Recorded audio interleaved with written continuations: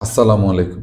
আশা করি সবাই ভালো আছেন। যে যেখান থেকে আমার ভিডিওটা দেখছেন, সবাইকে সাবিয়াস ফাদার পেজে আমি আবারও ওয়েলকাম করছি।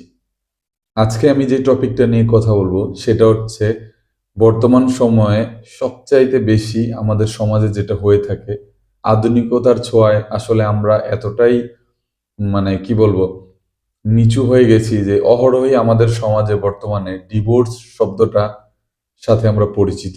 যেটা আগে মানুষ খুব এটাকে খুবই ঘৃণার চোখে দেখতো বা এটা খুবই লজ্জা পেত। বাট এটা কিন্তু এখন অহরহই হচ্ছে। যেটাকে ডিভোর্স আর বাংলায় বলা হয় তালাক। তো ডিভোর্সের আসলে কিছু নিয়ম কানুন আছে। সেটা নিয়ে আমি আজকে আলোচনা করব। যেমন ধরেন একটা ভাইরাল নিউজ হয়েছিল যে নাসির তামিমাকে বিয়ে করেছিল আরেকজনের স্ত্রীকে। রাকিবের স্ত্রীকে বিয়ে করেছিল, তার নাম তামিমা। নাসির বিয়ে করেছিল ক্রিকেটার নাসির। তো তামিমার হাজবেন্ড কিন্তু সেখানে বলেছিল যে তাকে ডিভোর্স না দিয়ে বিয়ে করেছে।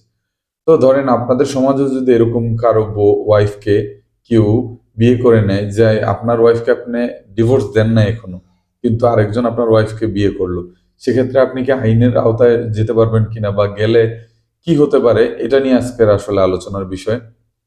সেটা হচ্ছে যে আপনার 1860 সালের একটা আইনের ধারায় 494 ধারা আইনটার, সে ধারাতে বলা আছে যে যদি যদি আপনার স্ত্রী আপনাকে তালাক না দিয়ে বা আপনার স্বামী যদি আপনাকে তালাক না দিয়ে আরেক জায়গায় বিয়ে করে, সেক্ষেত্রে এটা যদি প্রমাণিত হয়, তাহলে 494 ধারা আইনে স্বামী এটা করলে তার 7 বছর সশ্রম কারাদণ্ড এবং অর্থদণ্ড হতে পারে।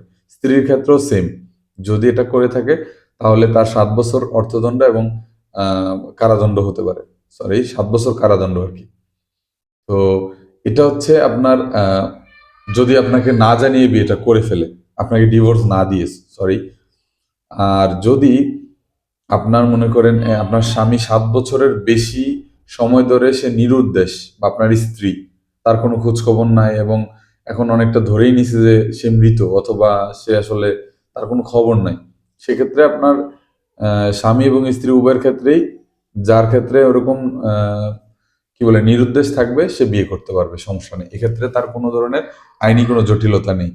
এছাড়াও যদি ধরেন আপনার স্ত্রী হয়তোবা পলাতক, আপনি জানেন না, সেক্ষেত্রে আপনি একটা সালিসি বসাইলেন, আপনার বিয়ের করার প্রয়োজন, বা আপনার স্বামী নিরুদ্দেশ, আপনার বিয়ে বসা প্রয়োজন, বাচ্চা কাচ্চা আছে, সেক্ষেত্রে আপনি একটা সালিসি বসাইলেন। ওই সালিসি অর্থাৎ পঞ্চায়েতে যদি সিদ্ধান্ত নেয় যে আপনি বিয়ে করতে পারবেন, বিয়ে বসতে পারবেন, সেক্ষেত্রে আপনার কোনো অপরাধ হবে না। এটা আপনার স্বামী বা স্ত্রী যদি আপনার বিরুদ্ধে পরে মামলাও করে, কোনো এটা আপনার অন্যায় হবে না। আপনি এটা থেকে কোনো ধরনের শাস্তিযোগ্য অপরাধ বলে গণ্য হবে না আদালতে। কিন্তু যদি আপনার স্ত্রী আছে বা আপনার স্বামী আছে, সেটা থাকা সত্ত্বেও গোপন করে যে আপনি নাই, বিয়ে বসার সময় বা বিয়ে করার সময় বলছেন যে আপনার স্বামী বা স্ত্রী নাই, গোপন করে আপনি বিবাহ করছেন বা বিবাহ বসছেন, সেক্ষেত্রে আবার কিন্তু আপনার শাস্তির পরিমাণটা আরো বেড়ে যাবে, 7 থেকে 10 বছর। 10 বছর কারাদণ্ড প্লাস অর্থদণ্ড হবে। এই জিনিসগুলো কিন্তু মাথায় রাখতে হবে। এবং ওইটার আইনের ধারাটা হচ্ছে 495 ধারায়। 495 ধারায় আপনি মামলা করলে আপনি কিন্তু সেই সময়ে ওনার শাস্তি হবে 10 বছরের কারাদণ্ড এবং অর্থদণ্ড সহ। কাজেই আমাদের সমাজে অনেক এরকম শিকার, যে আপনার স্ত্রী আপনাকে না জানিয়ে পরকীয়া করে তারপরে বিবাহ বন্ধনে আবদ্ধ হয়েছে আপনাকে ডিভোর্স না দিয়েই, সেক্ষেত্রে কিন্তু আপনি এই এই আইনটা আপনি এই শাস্তিটা তাকে দিতে পারবেন, বা এই সুযোগটা আপনার আছে আইনের আশ্রয় নিলে। বা আপনার স্ত্রীর ক্ষেত্রে এরকম হয়, আপনার স্বামীর ক্ষেত্রে অনেকের এরকম হয়। কাজে এই বিষয়টা কিন্তু খুবই গুরুত্বপূর্ণ। অনেকে আসলে জানে না, অনেকে আছে শুধু সালিসির উপরে ডিপেন্ড করে।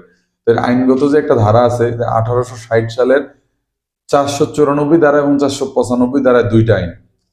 নাম্বার ওয়ান হচ্ছে, আপনার যদি স্ত্রী থাকা সত্ত্বেও আপনি বিবাহ করেন স্ত্রীকে ডিভোর্স না দিয়ে, সেক্ষেত্রে আপনি 494 ধারায় 7 বছরের কারাদণ্ড হবে এবং অর্থদণ্ড সহ। আর যদি স্ত্রী বা স্বামী আছে, না জানিয়ে মিথ্যা কথা বলে যে নাই আমার স্বামী বা স্ত্রী, সেভাবে যদি বিবাহ করে লুকিয়ে, সেক্ষেত্রে হচ্ছে 495 ধারায় 10 বছরের অর্থদণ্ড প্লাস আপনার 10 বছরের কারাদণ্ড প্লাস অর্থদণ্ড হবে সাথে।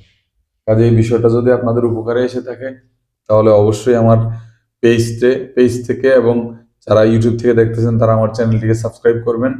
ভালো থাকবেন অবশ্যই। আল্লাহ হাফিজ।